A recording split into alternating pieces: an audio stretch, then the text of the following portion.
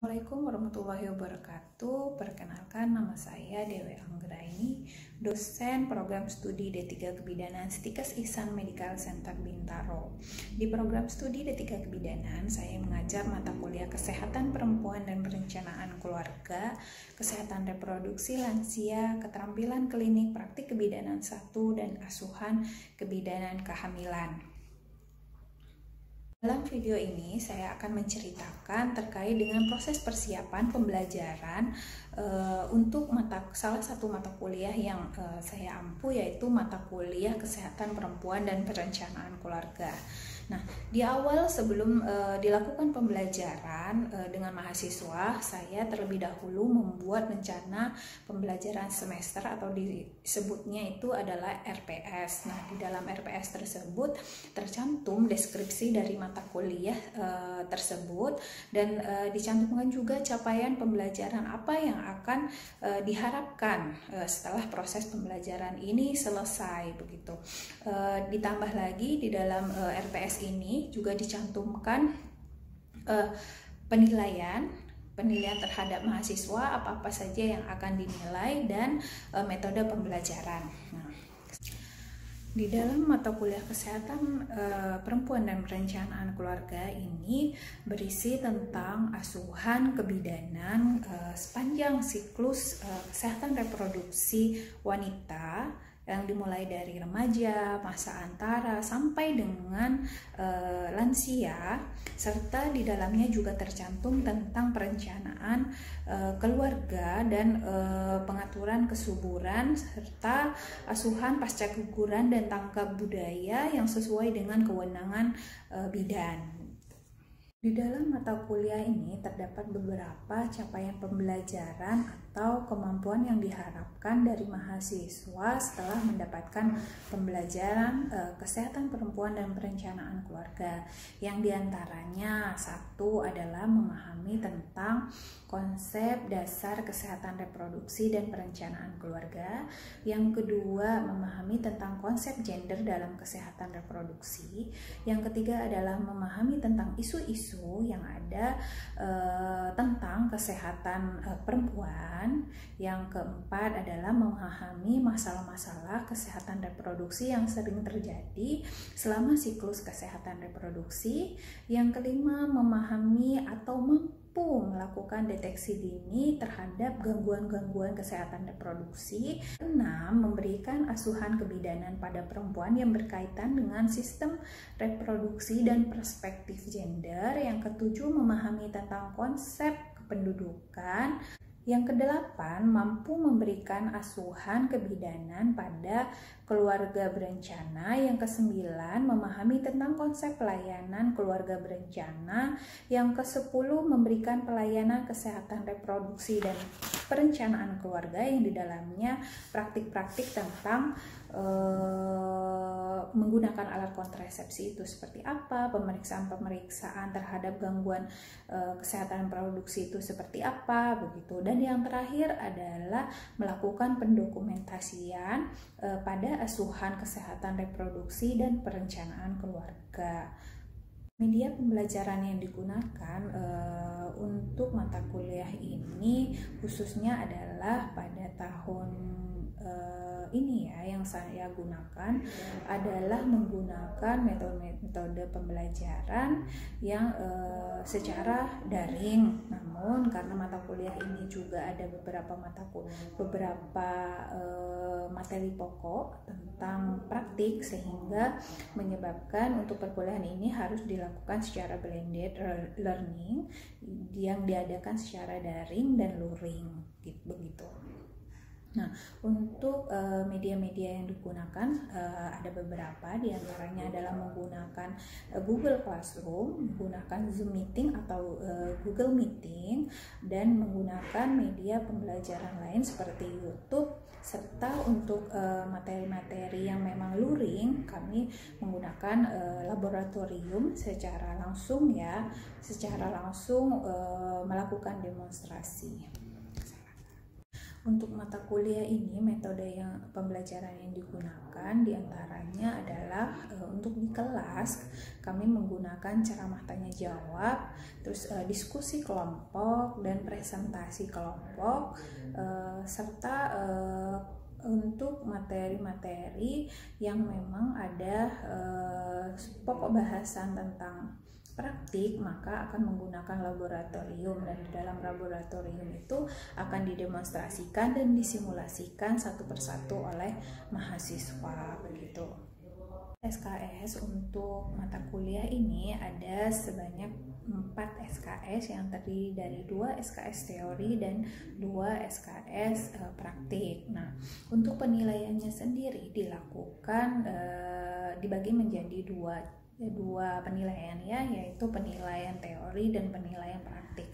Untuk penilaian teori sendiri ada bobot sebesar 40%, untuk praktik sebesar 60%.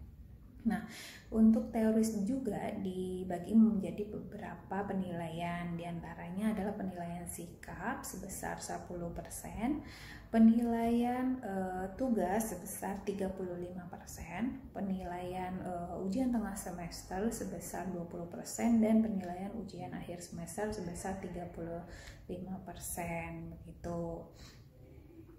Berikut saya tampilkan cuplikan perkuliahan secara daring yang saya lakukan bersama dengan mahasiswa menggunakan media Zoom Meeting.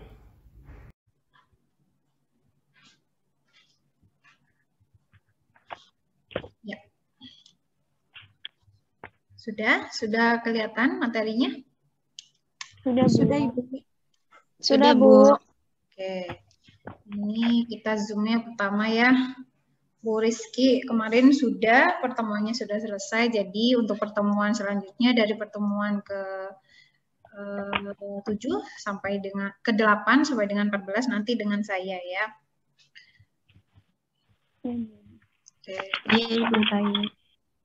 Oke, untuk pertemuan hari ini kita akan membahas tentang macam-macam pelayanan KB atau keluarga berencana di sini. Nanti ada materi-materi yang akan saya sampaikan, nanti sub-sub materinya ada di sini. Kita langsung saja ya, Nak ya.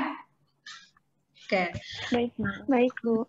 Untuk tujuan pembelajaran ini adalah mampu melaksanakan pelayanan keluarga berencana atau kontrasepsi melalui pengaturan kehamilan dengan menggunakan metode sederhana sesuai dengan SOP, kode etik profesi, dan tanggap budaya di tatanan pelayanan kesehatan dan komunitas. Nah, ini adalah tujuan dari pembelajaran kita hari ini.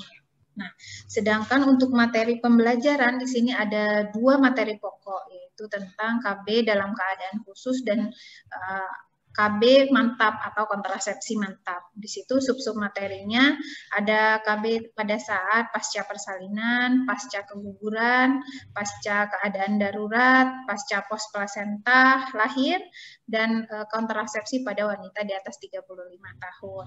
Nah, sedangkan untuk kontrasepsi mantap itu ada 2, yaitu MOW dan MOP.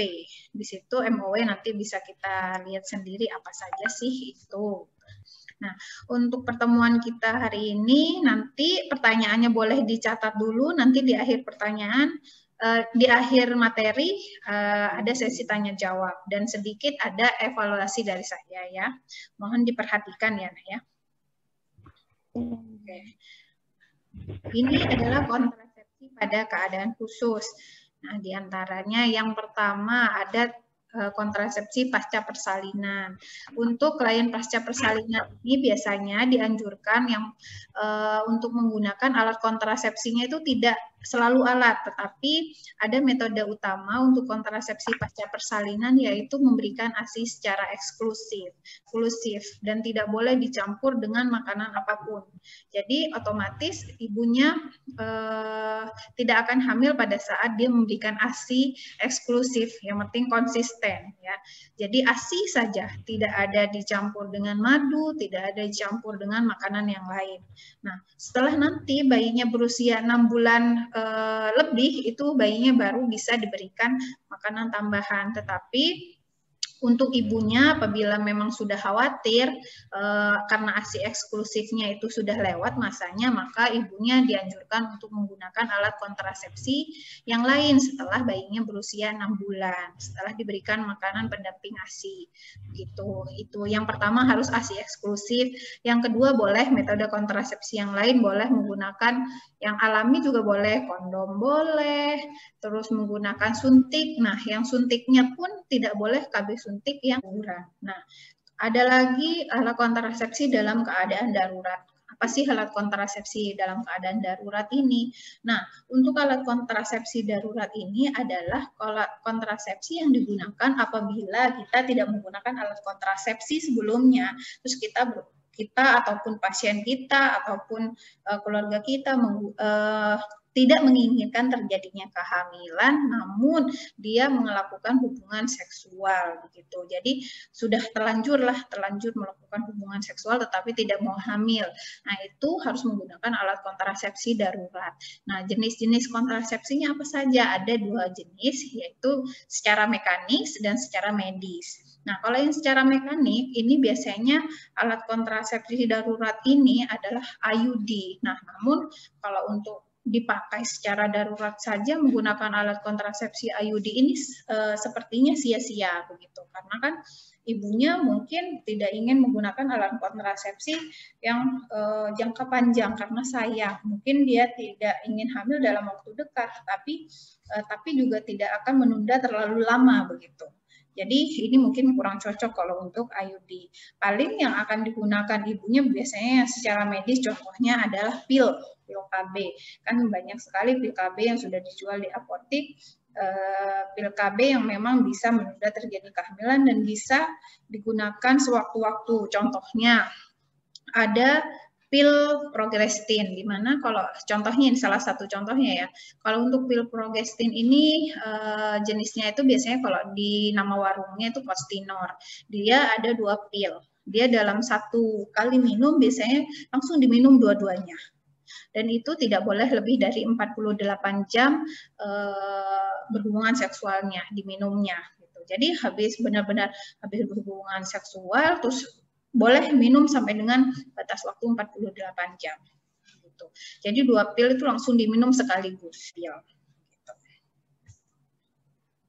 Nah, ada alat kontrasepsi dalam rahim itu post plasenta. Nah, pada saat plasenta lahir, biasanya kadang-kadang pasien setelah persalinan begitu ya, menginginkan langsung dipakai alat kontrasepsi. Menurut pasien itu menggunakan alat kontrasepsi setelah lahirnya plasenta atau setelah terjadinya persalinan itu dianggapnya adalah efektif, efisien karena tidak perlu lagi sakit 2 kali. Itu menurut beberapa pasien yang memang sering menggunakan ini. Namun ada juga beberapa pasien yang yang tidak seperti itu, dia pakai alat kontrasepsinya nantilah setelah pulih gitu. Nah, untuk beberapa pasien yang memang menginginkan menggunakan alat kontrasepsi post plasenta, biasanya digunakan alat kontrasepsi dalam rahim karena pada saat pasien itu melahirkan kan uterusnya itu kan masih kebuka, porsionya masih kebuka, jadi mudah untuk memasukkan si alat kontrasepsinya tersebut, si IUD-nya begitu. Nah, ini adalah kontrasepsi mantap. Kontrasepsi mantap itu tadi dijelaskan ada 2, yaitu MOW dan MOP gitu. Kalau MOW itu metode operasi wanita, kalau MOP adalah metode operasi pria, gitu. Kalau nama lainnya MOW itu tubektomi, kalau MOP itu vasektomi. Nah, kalau untuk MOW atau tubektomi ini biasanya tindakan yang dilakukan pada wanita, yaitu dengan cara mengikat atau memotong saluran telur agar sel telurnya tidak dapat dibuahi oleh si sel sperma gitu. Kalau untuk mekanisme terjadinya terjadinya infertilitas pada pasien dengan tubektomi itu adalah dengan cara menghambat perjalanan telur karena sel telurnya tadi sudah dipotong, sudah diikat sehingga dia tidak bisa bertemu dengan sel sperma. Begitupun untuk vasektomi, sama saja. Jadi itu dilakukan atau dilakukan tindakan operasi dengan cara pengikatan dan pemotongan saluran sperma agar tidak keluar dari buah zakar dan sehingga dia menyebabkan terjadinya pertemuan dengan sel telur begitu. Jadi untuk mekanisme terjadinya infertilitas pada pasien-pasien dengan tubektomi dan vasektomi ini sama. Dua-duanya menghambat pertemuan antara sel telur dengan sel sperma. Kalau vasektomi antara sel sperma dengan sel telur karena dia sudah dipotong ataupun diikat gitu, sehingga tidak dapat menyalurkan sperma lagi ataupun sel telur tidak bisa bertemu dengan sel sperma begitu.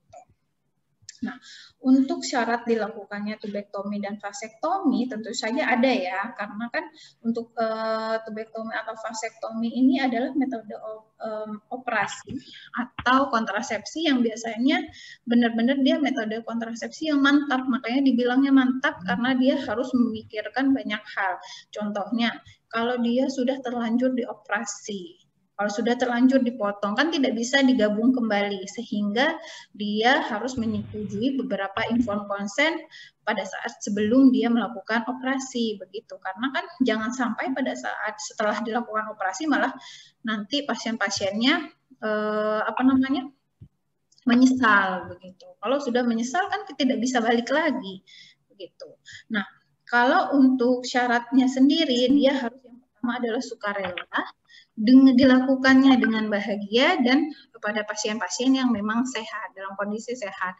Dan mungkin satu tambahan adalah pasiennya itu harus sudah ditanya dulu, pasiennya udah punya anak atau belum. Nah, anak atau belum, anaknya sudah berapa. Nanti pada saat sebelum pasien melakukan operasi ini, kita harus benar-benar melakukan KIE atau konseling dengan pasiennya bahwa pelaksanaan operasi ini nanti pasien setelah pelaksanaan operasi pasien tidak akan menyesal begitu dan tidak akan menuntut kita sehingga pada saat sebelum operasi kita harus memberikan informed consent kepada pasien baik secara lisan maupun tulisan sehingga pada saat nanti terjadi hal-hal yang tidak diinginkan contohnya pasiennya menyesal dan segala macam jadi kita tidak disalahkan.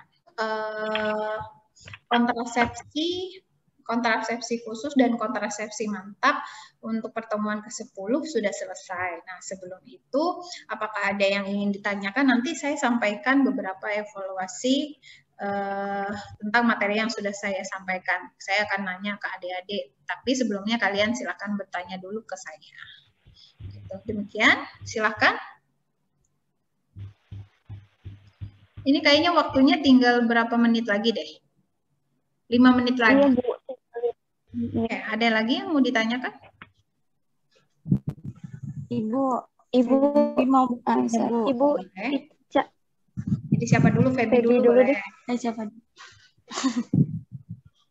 Waktu itu saya pernah lihat video Bu, kalau misalnya ada yang ngasih tahu nih Bu, kalau misalnya ada remaja yang udah terlanjur berhubungan seksual, dikasih tahu kan kalau ada itu yang pil kontrasepsi darurat itu tuh Bu. Nah, tapi pas saya lihat komentarnya itu, waktu itu ada yang komentar kayak gini, Bu. Katanya pil KB kontrasepsi darurat itu nggak boleh dikonsumsi 2 kali dalam jangka waktu 1 tahun. Katanya bikin rahim kering. Emang itu benar, Bu? Nah, kalau untuk alat kontrasepsi darurat, kalau memang sih, untuk alat kontrasepsi darurat itu kan untuk bekerjanya dia hanya sampai dengan 48 atau 72 jam lah maksimal begitu. Tetapi setelah itu ya sudah akan berefek lagi ya tidak. Kalau pengertian seperti itu tidak. Tetapi kalau dikonsumsinya sering itu bisa menyebabkan seperti itu karena kan masih ada sisa-sisa hormonal yang ada di dalam tubuhnya sehingga mempengaruhi siklus menstruasi sehingga menyebabkan dia terjadinya ketidaksuburan ya.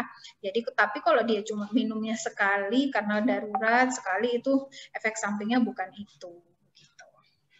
Jadi dia hanya mencegah pada saat pada waktu masuknya sperma pada saat itu biar tidak bertemu dengan sel telur gitu, mematikan sel-sel spermanya itu.